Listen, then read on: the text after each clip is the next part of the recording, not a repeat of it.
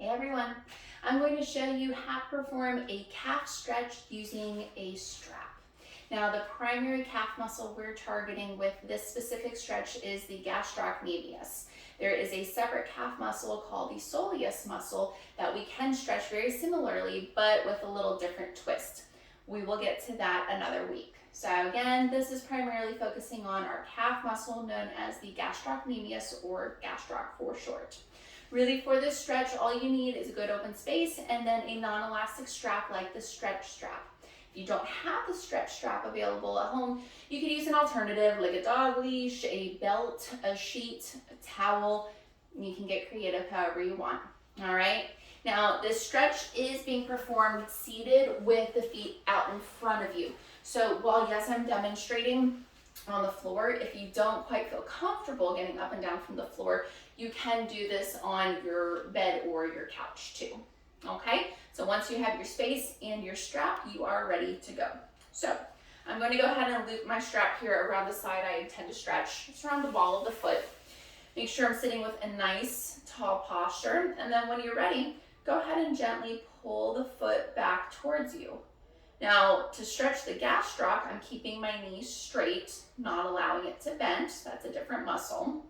So keeping it straight, I pull back until I feel a gentle stretch behind the calf. My leg is really relaxed with this. The strap is doing the work. I'm going to hold for up to 30 seconds, and then once that time is up, I'll slowly release and then repeat a second time.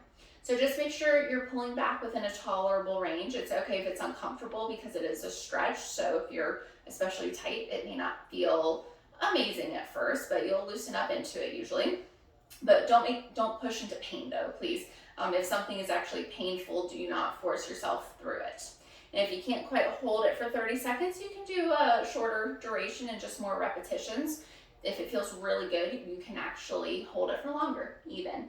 We're just mainly trying to shoot for about a total of a 1 minute duration stretch. Okay, that's it. Now I do want to show you an alternative position, all right? In case you're not feeling quite great about sitting with the legs out in front of you.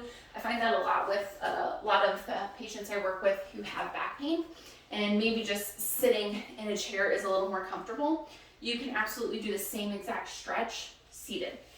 All right, now I do want to scoot a little bit more forward so that I can keep my legs straight. So if you need that back support and you're not touching the back of the chair, you could put a pillow or some other kind of support behind you.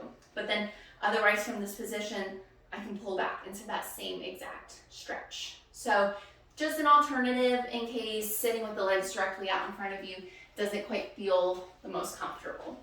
And I would recommend to practice this on both sides, alternating, even if one feels like it's more tight than the other. Just, it's a good thing to try to keep things as even as possible. All right, so go ahead and add this one at home and give it a go.